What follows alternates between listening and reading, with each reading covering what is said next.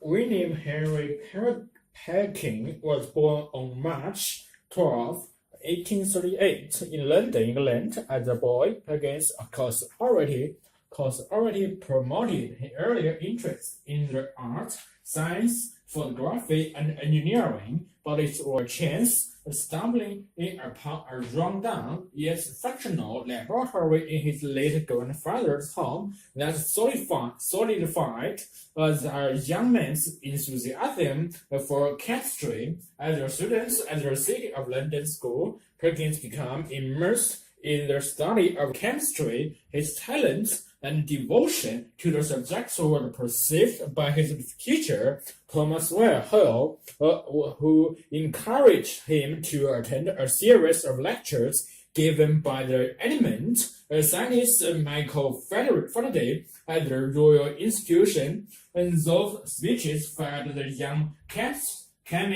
enthusiasm further, and the late went on to attend the Royal College of Chemistry, which he succeeded in entering in 1853 at the age of 15. At the time of Perkins' enrollment, the Royal College of Chemistry was headed by the noted German chemist August Wilhelm Hofmann. In Perkins' scientific gift soon caught Hofmann's attention, and within 2 years he became Hofmann's youngest assistant. Not long after that, Perkins made the scientific breakthrough that would bring him both fame and fortune. At the time, quinine was the only viable medical treatment for malaria, and the drug is derived from the bark of the sycamore tree native to South America, and by 1856, demand for the drug was surpassing in the available supply. Thus, when Hofmann made some passing comments about the desirability of a synthetic substitute for quinine, it was unsurprising that his star pupils were moved to take up the challenge. During his vacation in 1856, Perkins spent his time in the laboratory on the top floor of his family's house. He was attempting to manufacture quinine from lilium, and inexpensive and readily available coal tar waste product. Despite his best efforts, however, he did not end up with quinine. Instead, he produced a mysterious dark sludge. Luckily, Perkins' scientific training and literature promoted him to investigate the substance further, incorporating in potassium dicaramate and alcohol into the aluminum at the various stages of the experimental process. He finally produced a deep purple solution, and proving the truth of the famous scientist Louis Pasteur's words. Chance favors only the prepared mind. Perkins saw the potential of his unexpected find. Historically, textile dyes were made from such material sources as plants and animals' excretions. Some of these, such as the granular molecules of snails, were difficult to obtain and outrageously expensive. Indeed, the purple color extracted from the snail was once so costly that in society at the time, only the rich could afford it. Further, nature dyes tended to muddy in hue and fade quickly. It was against this backdrop that Perkins' discovery was made.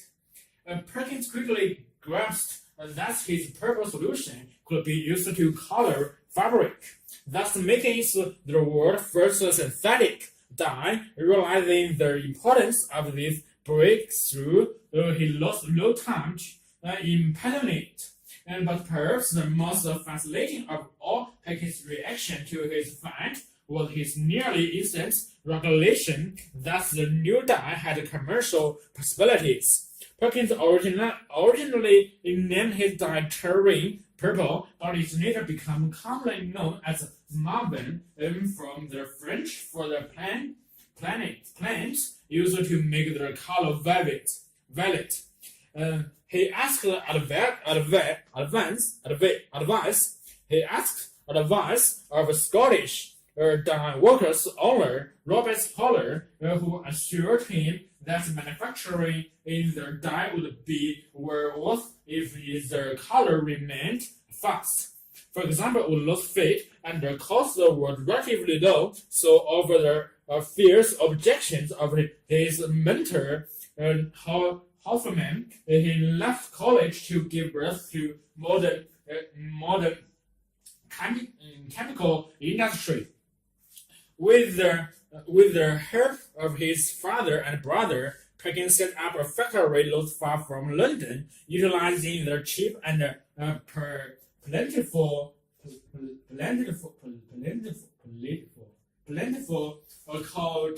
coal tar that was almost unlimited byproducts of London's gas street lighting. The dye workers began producing the world's first synthetically dyed material in 1857. The company received a commercial boost from the Empress of France when she decided the new color frightened her. Very soon, marvin was the necessary shade for all the fashionable ladies in the country. Not to be outdone, England's Queen Victoria also appeared in public wearing a mauve gown, thus making it all the rich in England as well. The dye was bold and fast, and the public clamored for more. Perkins went back to the drawing board.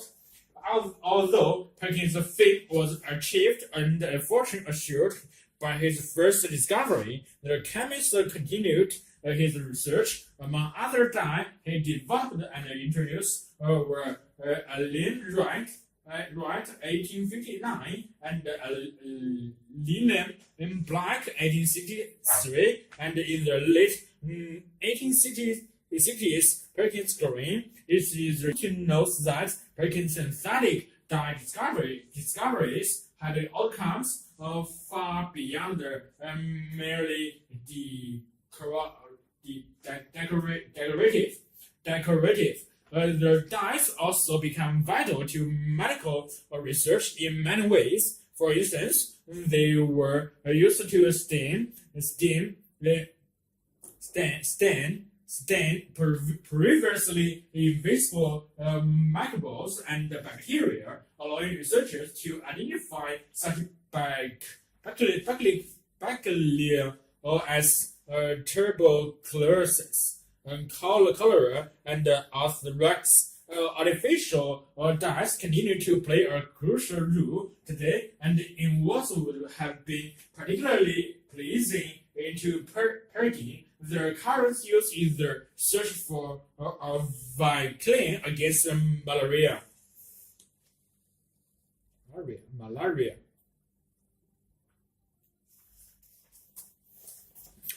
The question of whether we are alone in the universe have haunted humanity for centuries, but we may now stand poised on the brink of the answer to the question as we search for radio signals from other intelligent civilizations. And this search, often known by the SETI, SETI search for extraterrestrial intelligence, is a difficult one, although groups around the world have been searching intermittently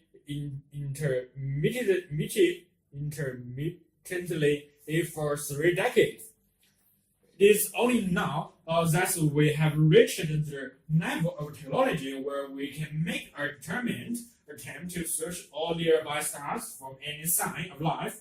The primary reason for the research is basic causality, the same causality about the natural world that derives or pure science. We want to know whether we are alone in the universe. We want to know whether life involves literally if given the right conditions, or whether there is something very special about the Earth to have fostered the variety of life forms that we see around us on the planet. The simple detection of the radio signal will be sufficient to answer this most basic of all questions. In this sense, SETI is another cog in the machinery of pure science, which is continually pushing out the horizon of our knowledge. However, there are other reasons for being interested in whether life exists elsewhere. For example, we have had civilizations on Earth for perhaps only a few thousand years, and the threats of nuclear war and pollution over the last few decades have taught us that our survival may be tenuous. Will we last another 2,000 years, or will we wipe ourselves out? Since the lifetime of planets like ours is several billion years, we can expect that if other civilizations do survive in our galaxy, their ages will range from 0 to several billion years. Thus, any other civilization that we hear from is likely to be far older on average than ourselves. And the mere existence of such a civilization will tell us that long-term survival is possible and gives us some cause for optimism. It is even possible that the older civilization may pass on the benefits of their experience in dealing with threats to survival, such as nuclear war and global pollution, and other threats that we haven't yet discovered. In discussing whether we are alone, most SETI scientists adopt two ground rules. First, UFOs, unidentified flying objects, are generally ignored since most scientists don't consider the evidence from them to be strong enough to bear serious consideration. Although it is also important to keep an open mind in case any really convincing evidence emerges in the future. Second, we make a very conservative assumption, and that we are looking for a life form that is pretty well like us, since if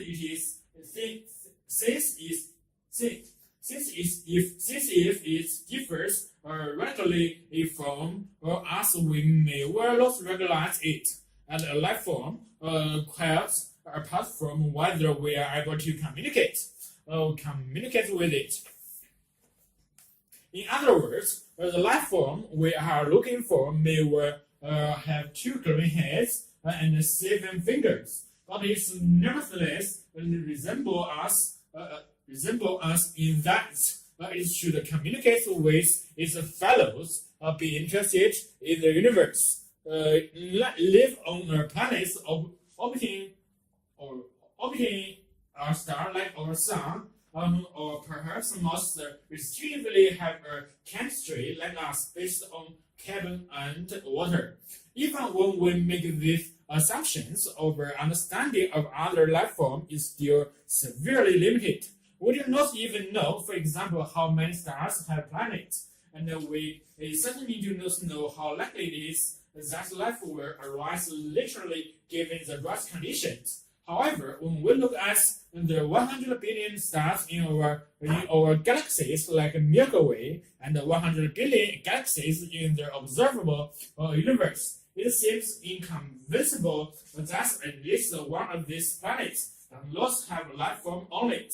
In fact, the best educated guesses we can make using the little that we do know about the conditions for carbon-based life, lead us to estimate that perhaps 1 in 100,000 stars might have a life-bearing planets orbiting it.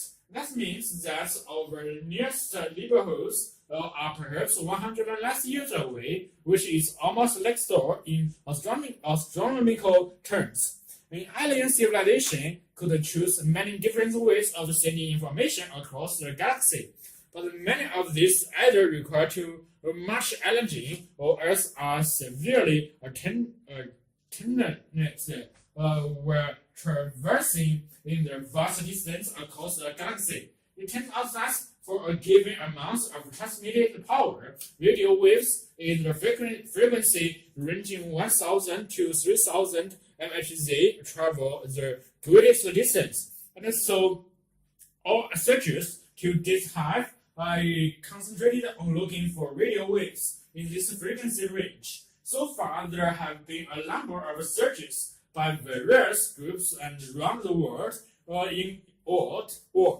including Australian searchers using the radio telescopes as targets. New South Wales. Until now, there have not been any detections from the few hundred stars which have been searched. The scale of the searches have been increased dramatically since 1992, when the U.S. Congress voted NASA $10 million per year for their 10 years to conduct a thorough search for extraterrestrial life. Much of their money in this project is being spent on developing the special hardware needed to search many frequencies at once. The projects have two parts. One part is a targeted search using the world's largest radio telescope, the American-operated telescope in Arecibo, Puerto Rico, and the French telescope in Nancy, in France. This part of the project is searching the nearest 1,000 likely stars with high sensitivity for signals in the frequency ranging 1,000 to 3,000 MHz. The other part of the project is an undirected search, which is monitoring all of space with the lower sensitivity, using the similar attainments of NASA's deep sea network. There's a considerable debate over how we should react if we detect a signal from an alien civilization. Everybody agrees that we should not reply immediately. Quite apart from the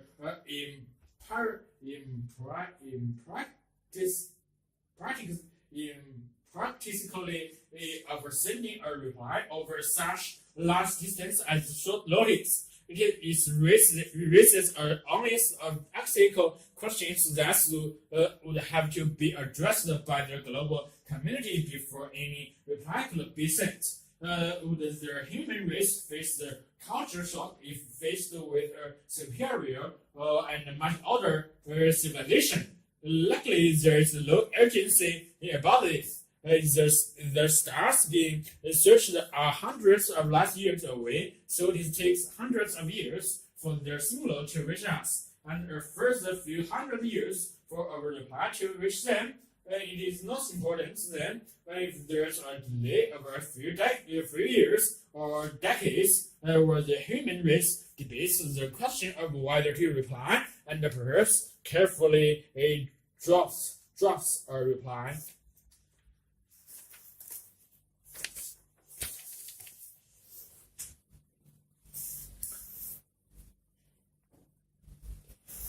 If you go back far enough, everything lived in the sea at various points in evolutionary history. Enterprising individuals with different animals groups moved out on the land, sometimes even on the most parched deserts,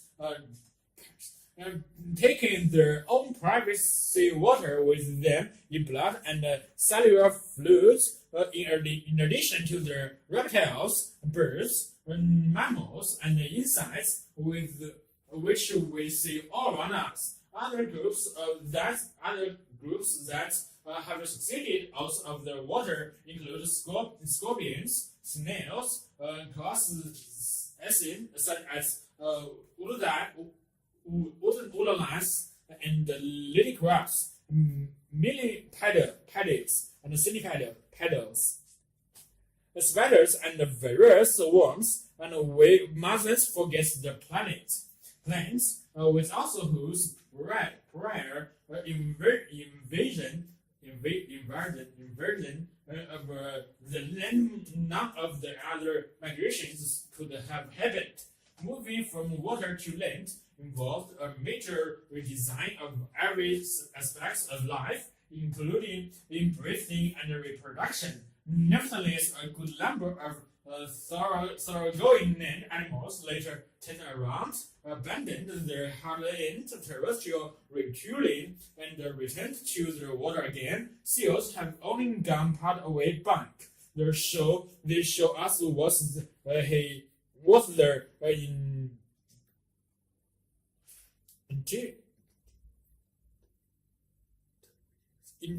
intermediates might have been like on the way to extreme cases such as whales and dolphins. Whales, including the small whales we call dolphins, and dolphins with their causing in their manatees ceased to be land creatures altogether and reverted to the former marine habits of their remote ancestors. They don't even come ashore to breed. They do, however, still breathe the air, having never developed anything equivalent to the gills of their earlier marine incarnation. Turtles went back to the sea a very long time ago, and like all vertebrates, returns to the water as they breathe air. However, they are, in one respect, less falling giving back to the water than whales or dolphins. For turtles still lay their eggs on beaches. And this is there's evidence that all modern turtles are descended from a terrestrial ancestor which lived before most of the dinosaurs. There are two key fossils called and dating from earlier dinosaurs times, which appear to be close to the ancestry of all modern turtles and terrestrials. You must wonder how we can tell whether fossil animals lived on land or in water, especially if only fragments are found. Sometimes it's obvious index were reptilian in contemporaries of the dinosaurs with fins and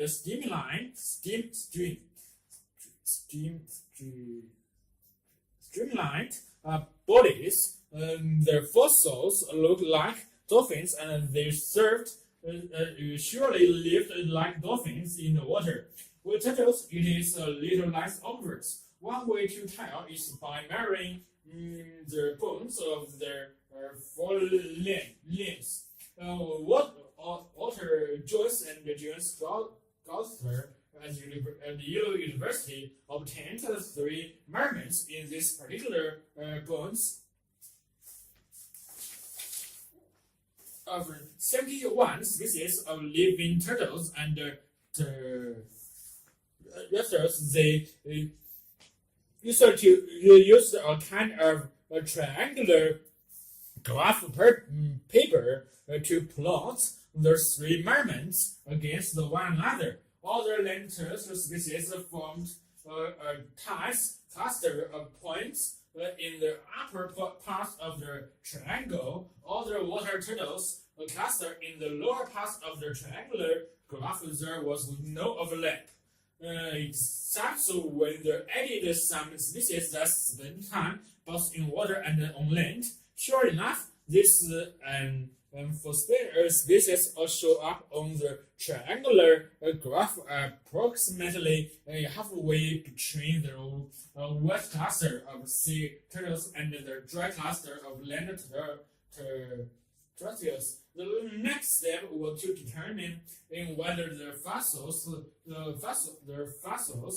fill the bounds of and be leaves us in no doubt their points on the graph or are rest in the thick of the dry cluster. Both these fossils were dry land turtles. They came from the era before our turtles returned to the water. You might think, therefore, that modern land turtles have probably stayed on land ever since those earlier terrestrial times. As most animals did after a few of them went back to the sea, but apparently a lot. If you draw out the family tree of the modern turtles and turtles nearly in other branches are aquatic.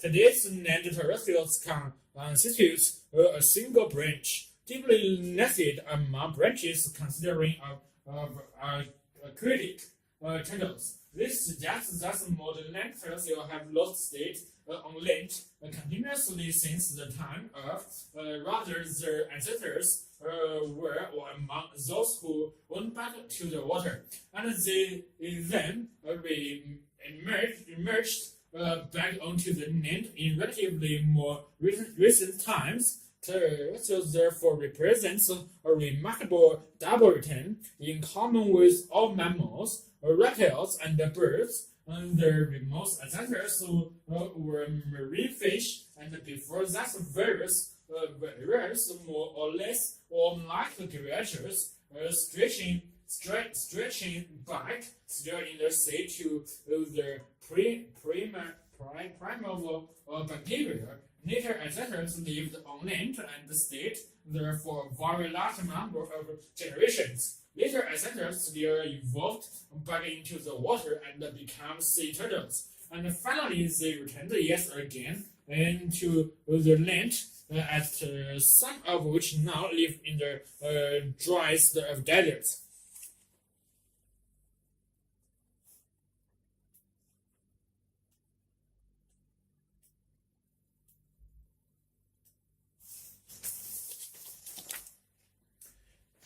Hearing impairment or other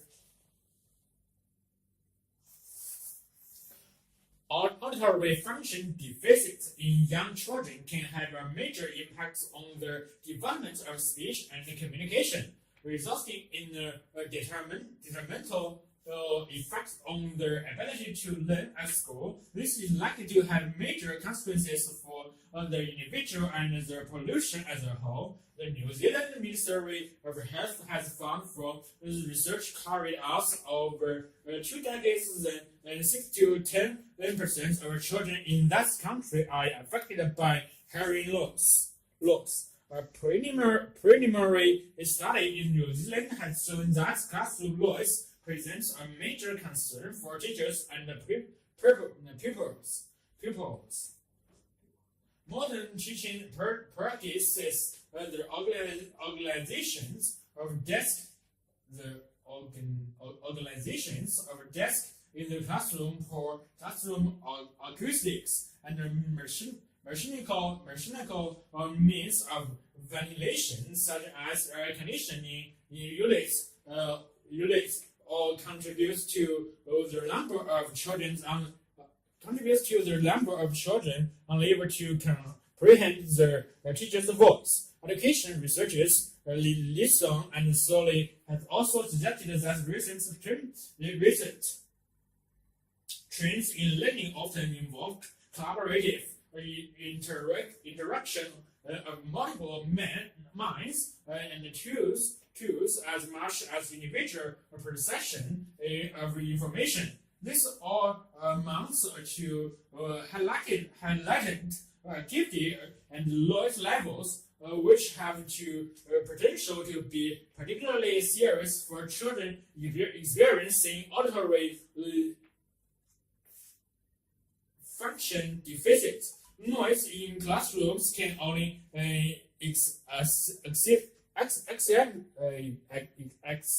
exacerbate their difficulty in comprehending and processing verbal communication with other children and instructions from the teacher. Children with auditory function deficits are potentially falling to learn to their maximum potential because of noise levels generated in classrooms. The effects of noise on the ability of children to learn effectively in typical classroom environments are now the subjects of increasing concern. The International Institute of Noise Control Engineering, on the advice of the World Health Organization, has established an international working party, which includes New Zealand, to evaluate noise and vibration in control for school rooms, where the detrimental effects of noise in classroom situations are lost limited to children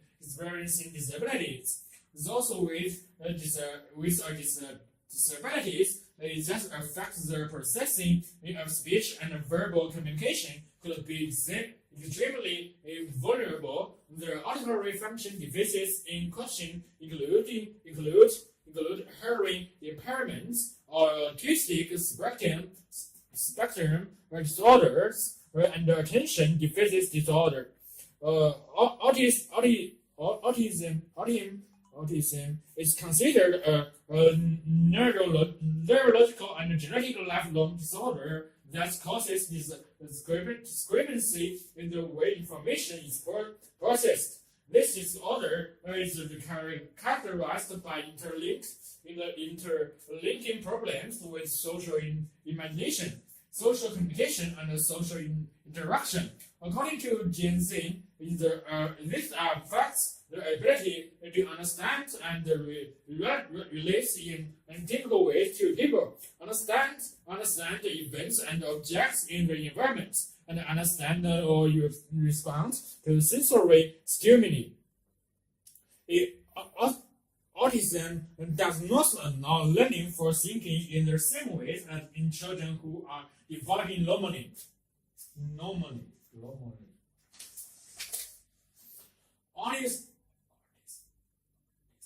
Autistic spectrum disorders often result in major difficulties in comprehending verbal information and speech processing. Those experiencing these disorders often find sounds such as clouds, noise, and the noise generated by machinery painful and distressing. This is difficult to scientifically quantify as much as such extrasensory stimuli vary greatly from one autistic individual to another. But a child who finds any type of noise in the classroom or learning space intrusive is likely to be adversely affected in their ability to process information. The attention deficits disorders are indicative of neurological and genetic disorders and are characterized by difficulties with sustaining attention, efforts and persistence, organization skills, and disinhibition. Children experiencing these disorders find it difficult to screen out unimportant information and focus on anything in the environment rather than attending to a single activity. Background noise in the classroom becomes a major distraction which can affect their ability to concentrate. Children experiencing auditory function deficits can often find speech and communication very difficult to isolate and process when set against the high levels of background noise. These levels came from outside activities that penetrate the classroom structure, from teaching activities and other noise generated inside, which can be separated by room vibration. Strategies are needed to obtain the optimum classroom constructions and perhaps a change in classroom culture and methods of teaching. In particular, the effects of Lloyd's classroom and activities on those experiencing disabilities in the form of auditory function deficits need through investigation. It is probable that many undiagnosed children exist in the education system with invisible disability.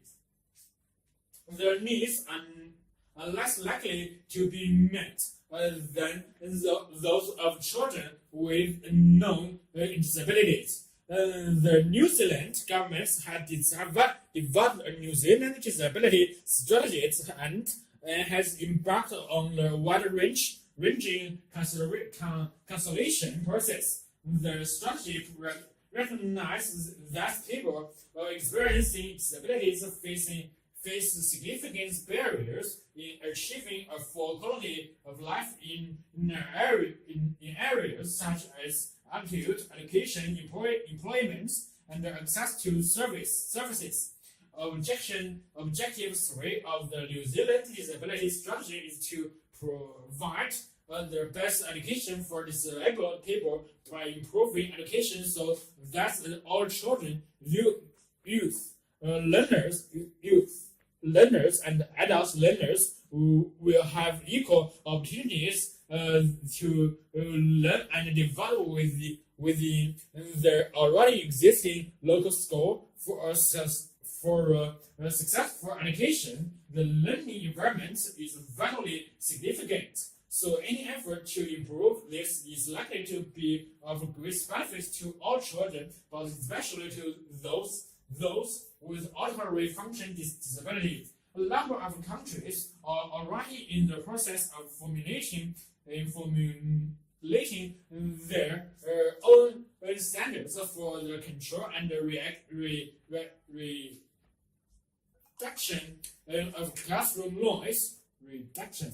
New Zealand will probably follow their example. The literature to this on noise in schoolrooms appears to focus on the effects on school children in general. Their teacher and their hearing impaired only limited attention appears to have been given to those students experiencing their other disabilities involving auditory function deficits. It is imperative that the needs of these children are taken into account in the setting of appropriate international standards to be promulgated in future.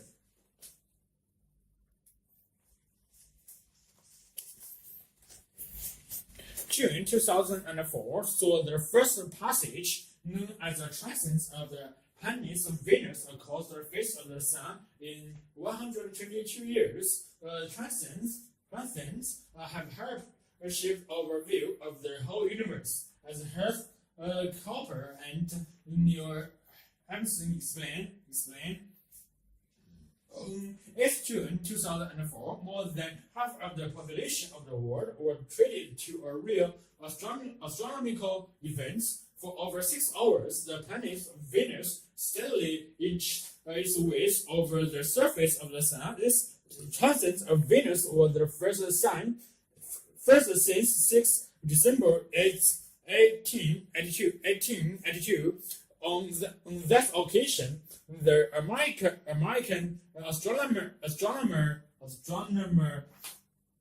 Professor Simon Newcomb led a party to South Africa to observe the events. They were based at the school where his alerts to alert the combined combined force of 3 school mistresses outperformed the professionals with the accuracy of their observations. For centuries, transients of Venus have joined explorers and astronomers alike to the four colors of the globe.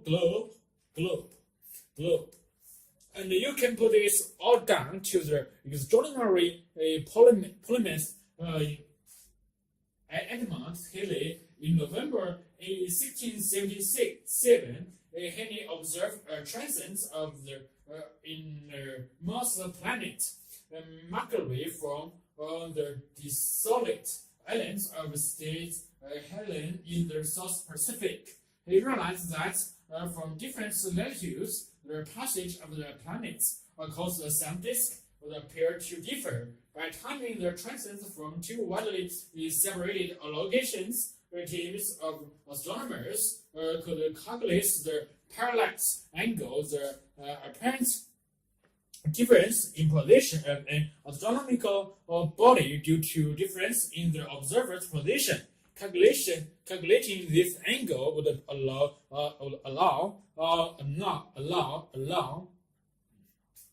astronomers to measure what was then the ultimate goal, the distance of the Earth from the Sun. This distance is known as the astronomical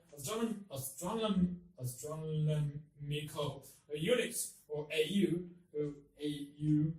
Halley was aware that the AU was one of the most fundamental of all astronomical measurements. John Schaefer in the early 17th century had shown that the distance of the planets from the Sun governed their orbital speeds, which were easily measurable, but no one had found a way to calculate accurate distance to the planets from the Earth. Their goal was to measure the AU, then knowing the orbital speeds of all the other planets around the Sun, the scale of the solar system would fall into place. However, Halley realized that Mercury was so far away that its parallax angle would be very difficult to determine.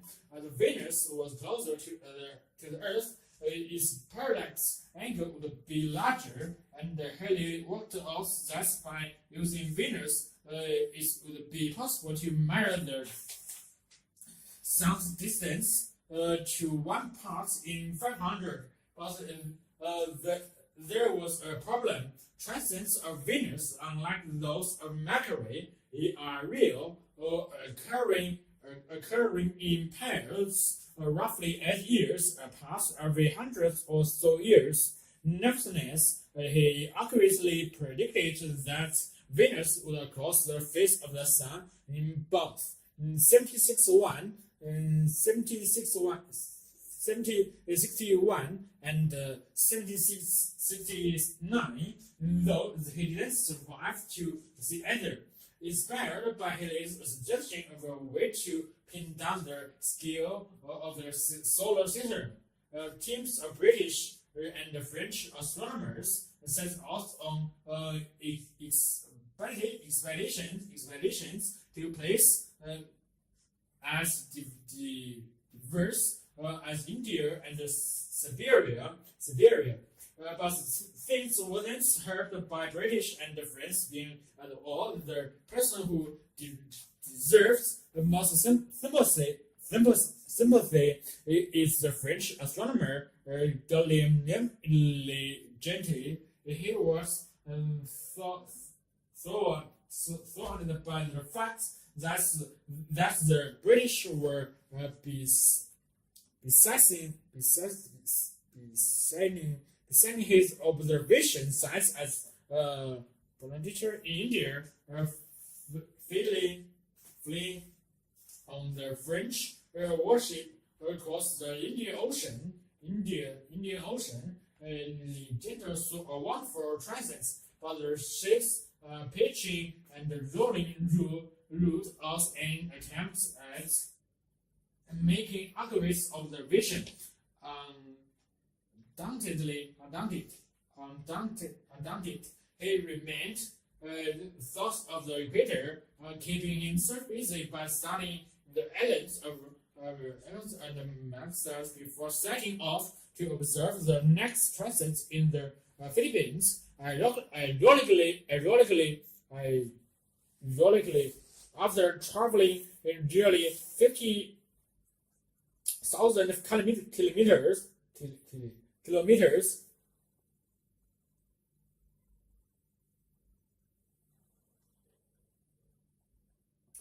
his view was clouded.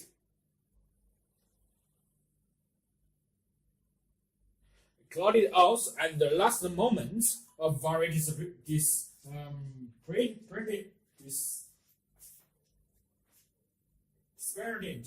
experience, where the earlier timings were as precise as instruments would allow. The measurements were dogged by the black drop effects when Venus began to cross the Atlantic to its looks secular, which makes it difficult to establish timings. This is due to diffraction of light. The second problem is that Venus exhibits halo of light when it's seen in just outside the sun disk, where this showed astronomers that Venus was surrounded by a thick layer of gases reflecting sunlight around it, but the effects made it impossible to obtain accurate timings. But astronomers labored hard to analyze the results of these expeditions to observe Venus transits. Johnson Francis, director of the Berlin's observatory, finally determined a value for the AU based on all these parallax measurements. 153 million in 340,000 kilometers.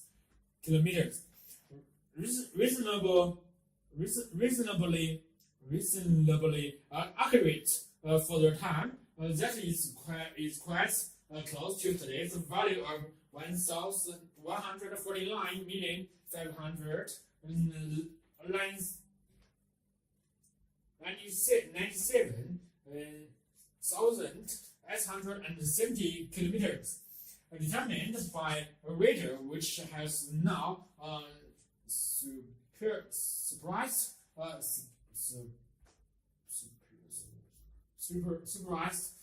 transits and all other methods in accuracy. The AU is a cosmic measuring rod and the basis of how we scale the universe today. The parallax principle can be extended to measure the distance to the stars. If we look at the star in January, when Earth is at the one point in its orbit, it was seen to be in different position from where it appears 6 months later, lowering in the width of Earth's orbit. The parallax shifts lets astronomers calculate the distance. During 2004, transits of Venus was thus more of an astronomical spectacle than a significantly important event, but such transits have paved the way for what must prove to be one of the most vital breakthroughs in the cosmos, detecting Earth-sized planets or orbiting other stars.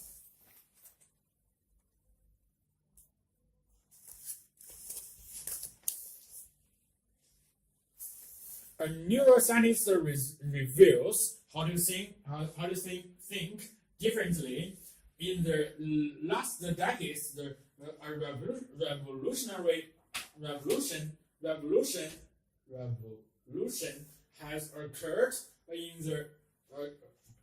in the way that scientists think about the brain. We now knew that the decisions humans make can be traced to the firing patterns of neurons in specific parts of the brain. These discoveries have led to the field known as neurokinetics, which studies the brain's secrets to success in an economic environment that demands innovation and being able to do things differently from competitors. A brain that can do this is iconoclastic. One briefly, an iconoclastic class is a person who does something that others say can't be done. This definition implies that iconoclastics are different from other people, but more precisely, it is their brains that are different in three distinct ways: perception, fear response, and social intelligence. Each of these three functions utilize a different circuit in the brain. Naysayers might suggest that the brain is irrelevant, that thinking in the original, even revolutionary ways is more a matter of personality than brain function. But their fields of neuroeconomics was born out of the realization that the physical workings of the brain place limitations on the way we make decisions. By understanding these constraints, we begin to understand why some people are much too different drop it. The first thing to realize is that the brain suffers from limited resources. It has a fixed energy budget, about the same as 40 watts, the light bulb. So it has evolved to work as efficiently as possible. This is where most people are impeded from being an iconoclastic class. For example, when confronted with information streaming in from the eyes, and the brain will interpret this information in the quickest way possible. That is, will draw on both past experience and any other source of information, such as what other people say, to make sense of what is seen. This happens all the time. The brain takes shortcuts that work so well we are hardly ever aware of them. We think our perceptions of the world are real, but they are only biological and electrical rumblings.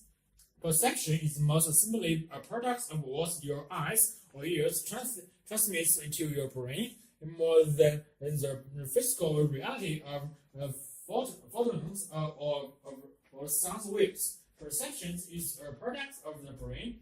Perception is central to iconoclasm.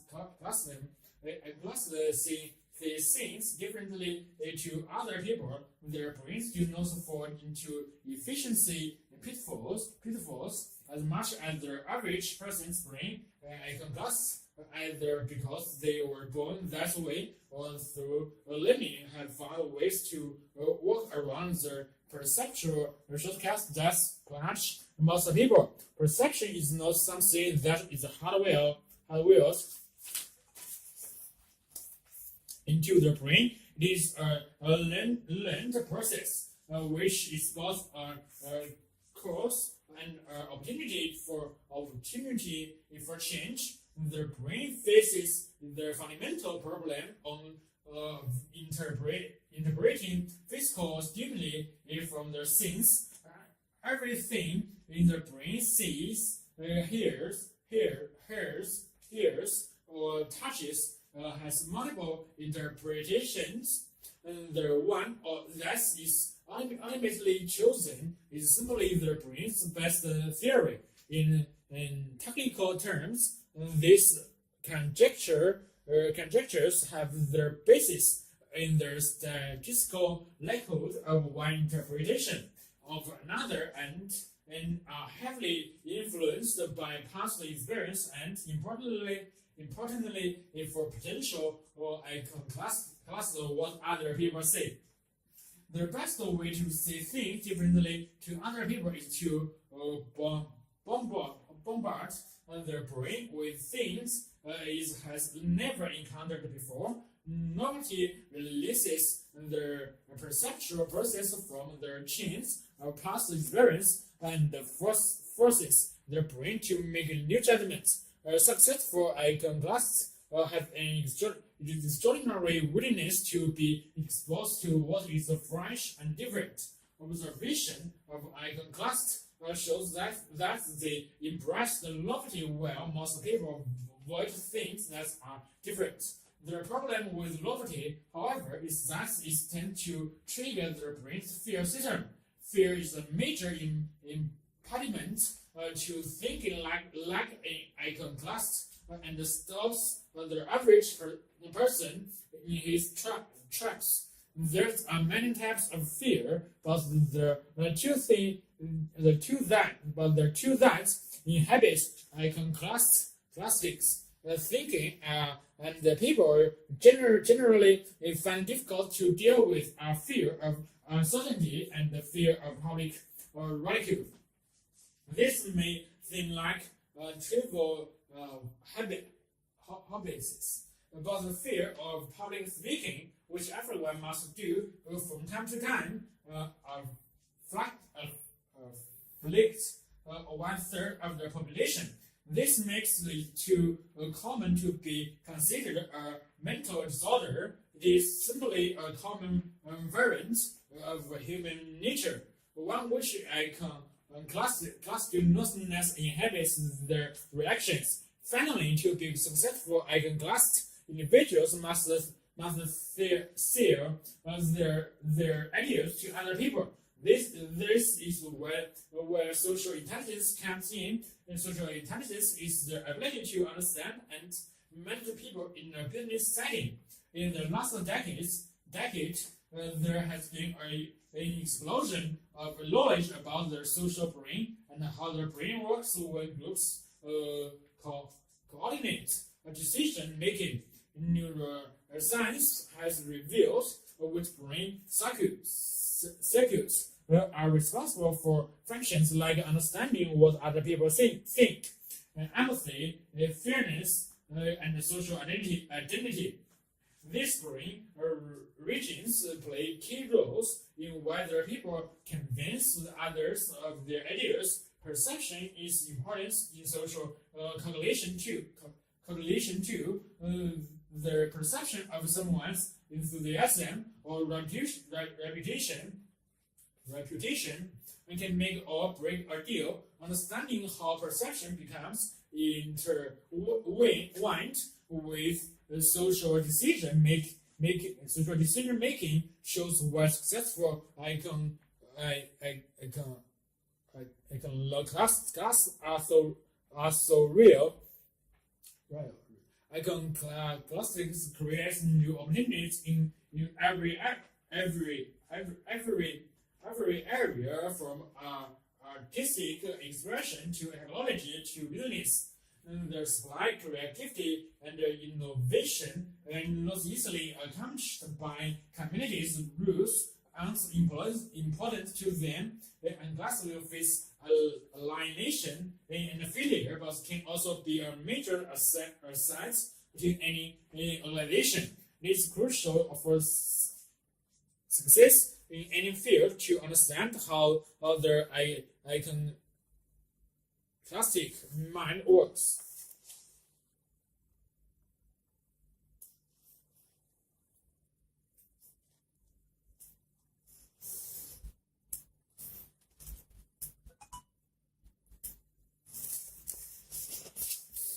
Attitudes to language. It is not easy to be systematic and objective about language study. Popular linguistics and debates regularly deteriorates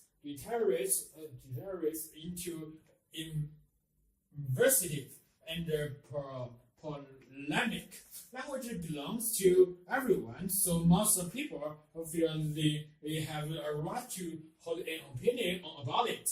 And when opinions differ, emotions can run high, arguments can start as easily over minor points of usage and over major policies of linguistic education. Language, moreover, is a very public behavior, so it is easy for different usage to be noted and criticized. No part of society or social behavior is exempt. Linguistic factors influenced how we judge personality, intelligence, social status, educational standards, job aptitude, and many other areas of identity and social survival. And the result, it is easy to hurt and to be hurt. When language use is unfeelingly attacked, in its most general sense, prescriptively wins. Is the view that one variety of language has an inherently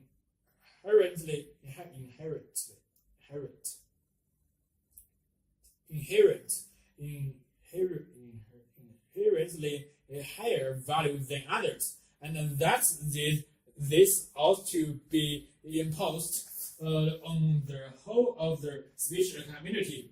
The view is profound, especially in relation to grammar and vocabulary, and frequently with due reference to pronunciation. The variety which is favored in this account is usually a version of the standard white language, especially as encountered in literature or in the formal spoken language, which most closely reflects this style. Adherent to this variety are said to speak or write correctly.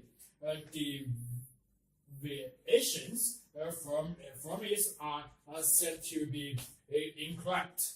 Other main languages have been studied prescriptively, especially in the 18th century, approach to the writing of grammars and dictionaries.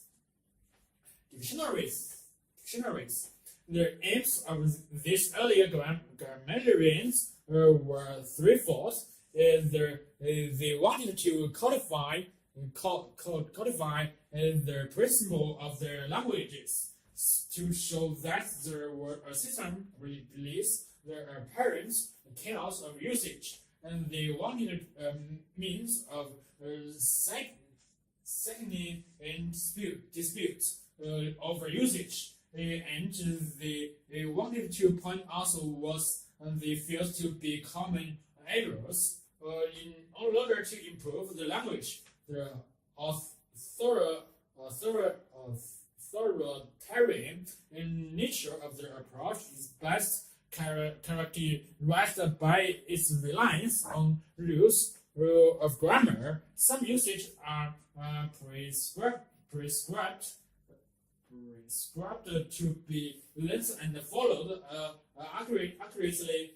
Others are prescribed to be avoided. In this earlier period, there were no half measures. Usage was either right or wrong, and it was the task of the grammarian not simply to record alternatives, but to pronounce judgments upon them.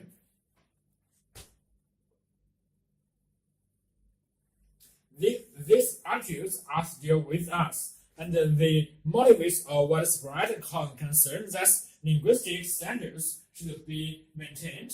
Nevertheless, there's an alternative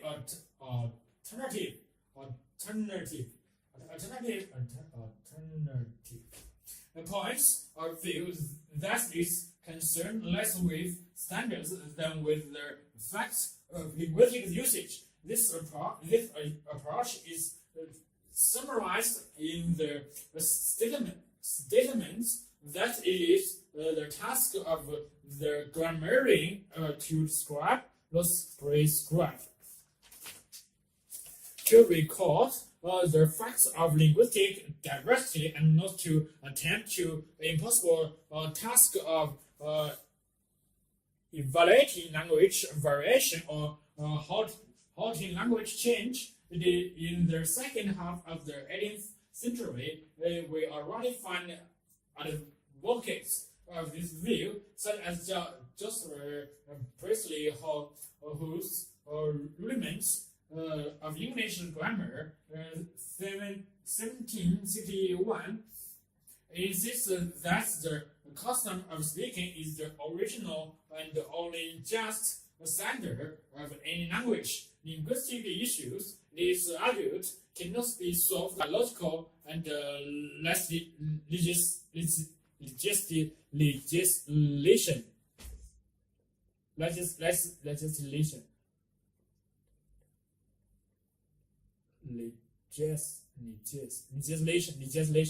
And this view has become the tenet of the modern linguistic approach to grammatical analysis. In our own time, the opposition between descriptives and prescriptives has often become extreme, with both sides painting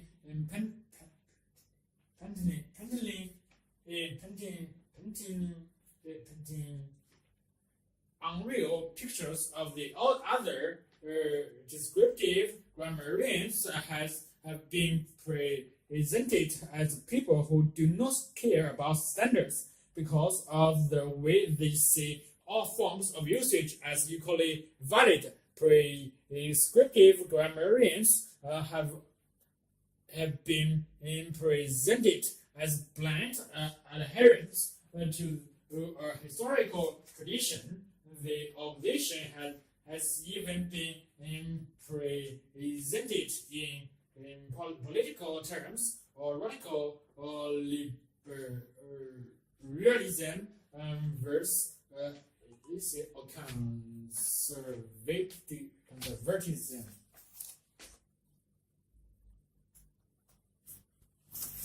Tidal power. Undersea turbulence, which produce electricity from their tidals, are said to become an important source of renewable energy for Britain. This is still too early to predict the extent of the impact they may have, but other signs are that they will play a significant role in the future, operating on the same principle as wind turbines. The power in sea turbulence comes from tidal currents, which can split similar to ships' propellers. But unlike wind, the tidals are predictable and the power impulse is constant. The technology raises the prospects of Britain becoming self-sufficient in renewable energy and drastically reducing its carbon dioxide emissions. If tide, wind, and wave power are all developed, Britain would be able to close gas, coal, and nuclear power plants and export renewable power to other parts of Europe. Unlike wind power, which Britain originally developed and then abandoned for 20 years, allowing the Dutch to make it a major industry. Undersea turbulence could become a big export earner to island nations such as Japan and New Zealand. Tidal sites have already been identified that will produce 1/6 or more of UK's power, and as price competitive with modern gas turbines and undercutting those of the already aligned nuclear industry. One says along the pentline first between Oakley and Midland, Scotland, could produce 10% of the country's electricity with blank banks of turbines under the sea, and another as utterly in the Channel Islands, 3 times the 1,200 megawatts of Britain's largest and newest nuclear plant. This will be in Suffolk. Other sites identified include the Bristol Channel and the west coast of Scotland, particularly the channel between Camfort and Northern Ireland. Work on design for the new turbines place and sites are well advanced at the University of Southampton's Sustainable Energy Research Group. The first station is expected to be installed off late in Devon shortly to test the technology in venture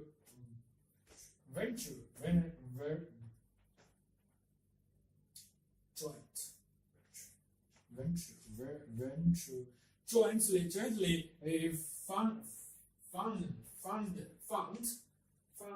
funded by the Departments of the Trade and Industry and the European Union, and America has in charge of the South of Foreign Research said the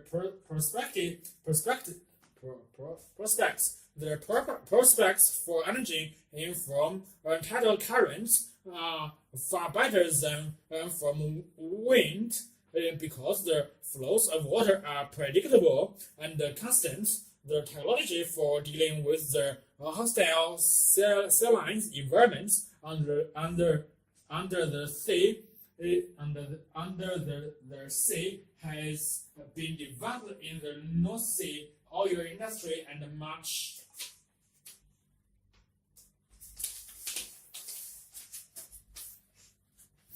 It's already known about turbine blade design because of wind and power and ship propellers. There are a few technical difficulties, but I believe in the next 5 to 10 years we will be installing commercial marine turbine farms. South Mountain has been awarded 215,000 pounds over 3 years to develop the turbines, and is working with marine current turbines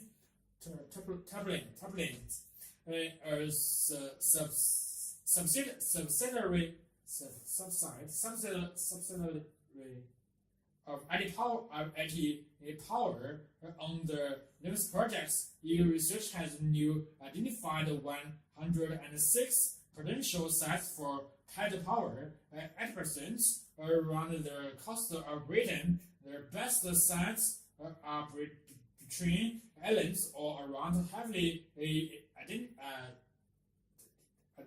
coast where there are strong tidal currents. Marine turbines blades lead to be only 1/3 of the size of the one generator to produce 3 times as much power.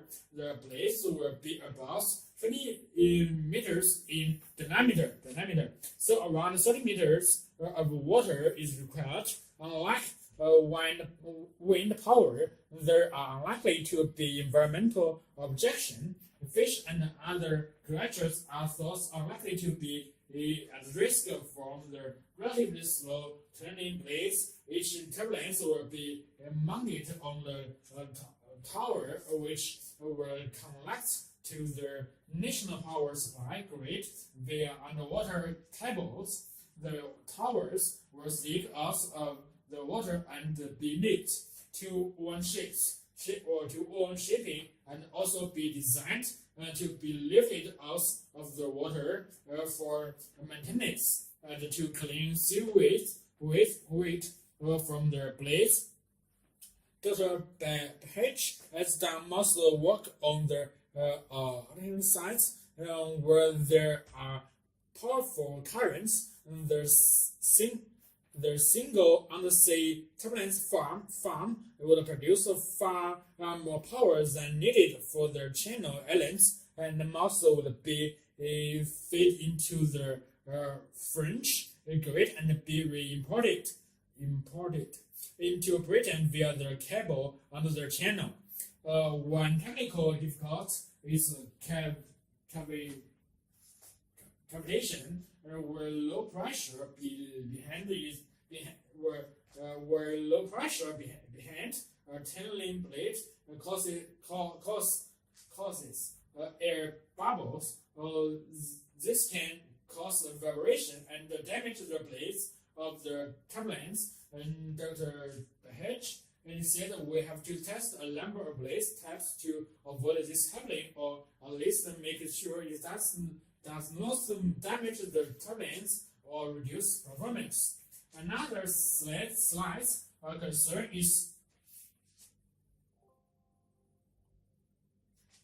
submerged debris floating into their blades. So far, we don't know how much of a problem it might be. We will have to make the turbines robust because the sea is a hostile environment, but all the signs that we can do is all good.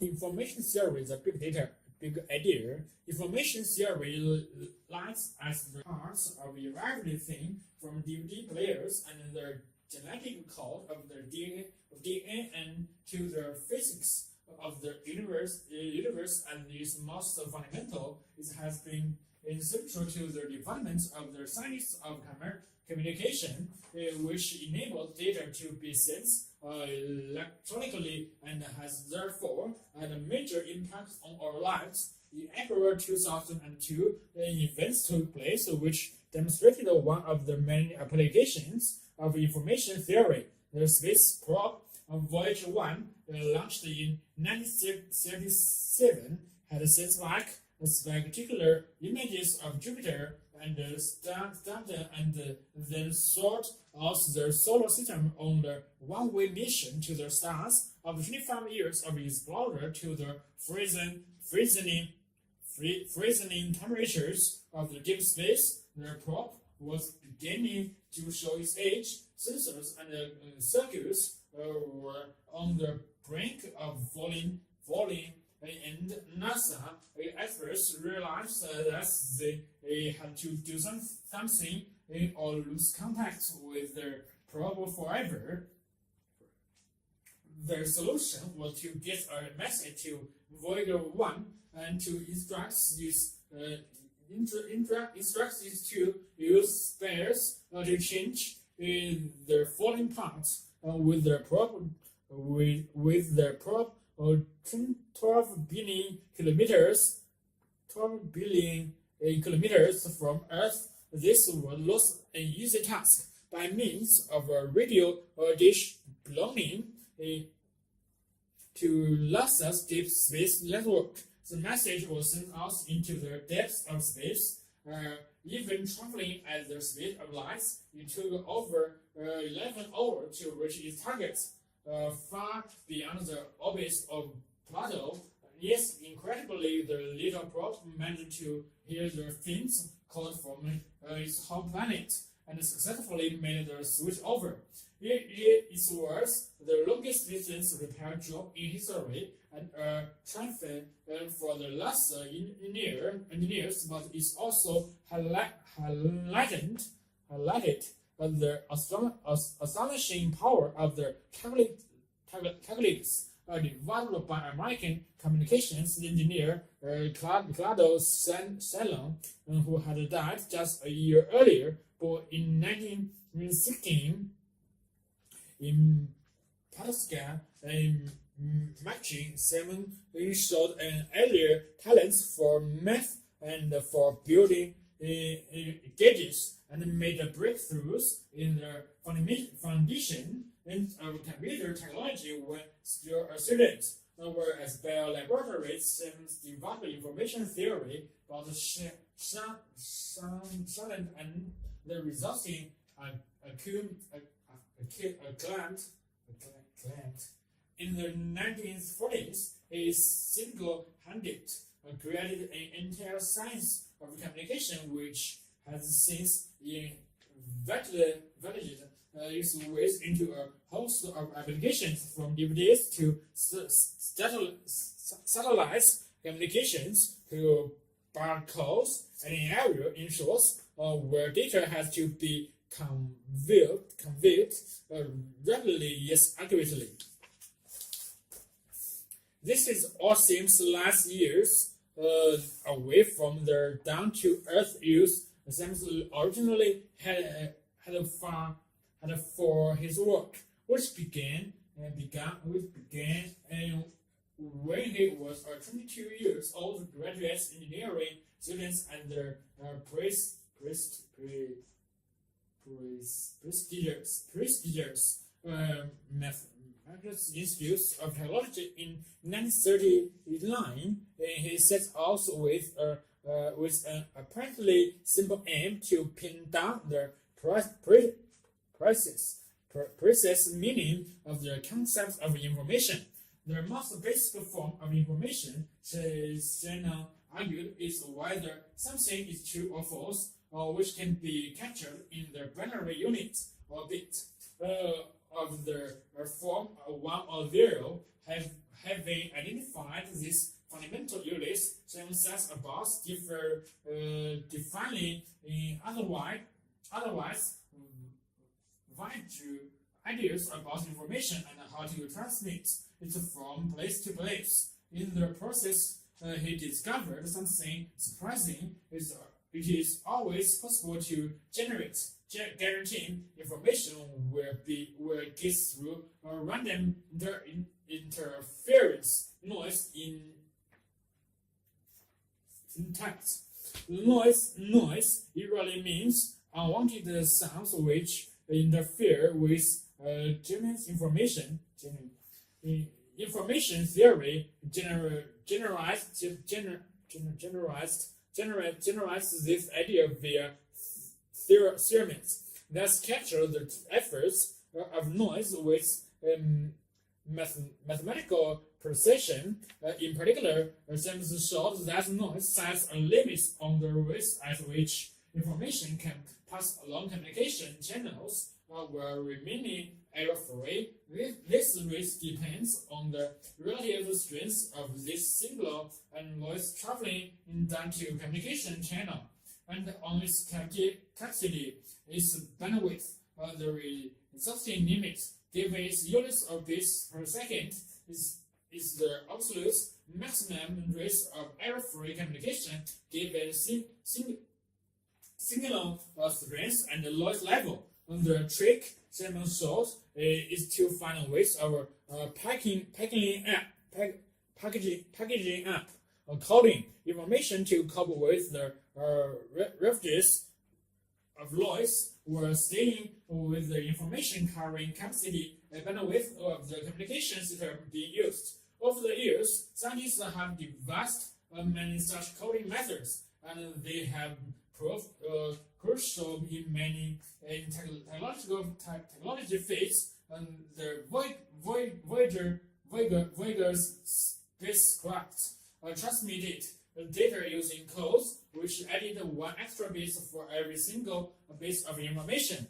The result was an error rate of just 1 bit in 10,000, and a stunningly clear picture of the planet.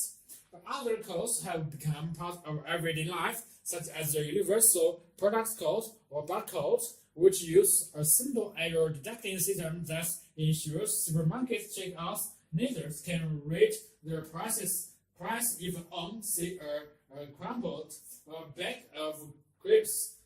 As recently as 1993, engineers made a major breakthrough by discovering so-called turbo codes, which come very closely to Simon's ultimate limits for the maximum rates that data can be transmitted reliably and now play a key role in the mobile video phone revolution. Simon's also laid the foundation of many efficient ways of sorting information by stripping out the superfluous redundant bits from data which contributed neither real information. As a mobile phone text message like I can see you. So it's often possible to leave out a lot of data without losing much meaning. And with error correction, however, there's a limit beyond which message become too ambiguous. James shows how to calculate these limits or obtain the way to the design of a compression method that cram maximum information into the minimal space.